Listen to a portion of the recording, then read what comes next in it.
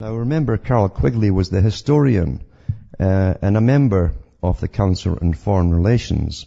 And Carroll Quigley was all for whatever they did. Now remember, the Council on Foreign Relations works with its daddy in Britain, which is the Royal Institute of International Affairs. Remember, it's the Royal Institute for International Affairs. If you're all thinking it's just like another communist organization, it's got a royal charter to exist. It's above government, you might say. And it says here in Tragedy and Hope, on page 1263, it says, behind this protective barrier, a new teenage culture has grown up. This is in the 60s he's talking about. Its chief characteristic is rejection of parental values and of middle-class culture. What a coincidence, eh? It's all coincidences we're reading here. In many ways, this new culture was like that of the African tribes. Its tastes in music and the dance, its emphasis on sex play, its increasingly scanty clothing, its emphasis on group solidarity, the high value it puts on interpersonal relations, especially talking and social drinking, and drug taking, I should add to it. It's almost total rejection of future preference and constant efforts to free itself. Back with more after this break. Hi folks, we're back, cutting through the matrix, just tying a few things together to show people that nothing happens by itself. Nothing in any major scale happens by itself. It takes coordination of various sciences. It takes cooperation definitely of big academia. It takes cooperation between the entertainment industry and popular television and so on, all to all work together to cause cultural changes in society.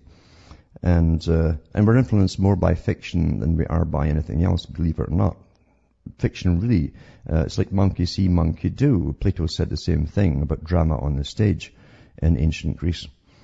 So it says here, here's Carroll Quigley talking about, and remember, he was for this agenda, he worked for this agenda, and he was a professor himself, and he thought it was just swell that it seemed to be going to plan. And he's talking about how the children suddenly, and it was a sudden thing, how they rejected the old values suddenly, because it was the trendy thing to do, obviously. And they were copying the culture like that of the African tribes. Now I can remember reading about ways that the communists could possibly do this, and they were going into things like dance. And if they could break all the old traditional dances, which actually required you to hold the partner, no kidding, that's how it used to be. Amazing, eh? You used to hold the person, since that was the whole point of it. And then suddenly they're dancing apart, staring at each other's knees. But they brought that in very successfully, but they copied it from African dancing, basically. And they also used the beat as well to try and bring on the sexual stimulation of the African tribal dances as well. And so they used, as I say, anthropologists big time in the culture industry at this particular period. Getting back to the book, though, it says here, they started to put dressing in scanty clothing, the heavy emphasis on sex play, emphasis on group solidarity. We're all together. We're a different species from the old species. Basically, that's what they thought, you know. And they're told by the communists in America, don't trust anybody over 30. So don't listen to them, in fact, over 30. And then it says here, and the high value it puts on interpersonal relations, especially talking and social drinking. It's almost total rejection of future preference and its constant efforts to free itself from the tyranny of time. They were always stones, so they could never turn up for anything. Teenage solidarity and sociality, especially the solidarity of their groups and subgroups, are amazingly African in attitudes as they gather nightly or at least on weekends to drink cokes, talk, intermingle interminably in the midst of throbbing music, preferably in semi-darkness, with couples drifting off for sex play in the corners as a kind of social diversion and a complete emancipation from time. Usually they have their own language. That was all given to them too. They didn't know that, of course, with vocabulary and constructions so strange that parents find them almost incomprehensible. This Africanization of American society is gradually spreading with the passing years to higher age levels in our culture, and is having profound and damaging effects on the transfer of middle-class values to the rising generation. A myriad of symbolic acts over the last 20 years have served to demonstrate the solidarity of teen culture and its rejection of middle-class values.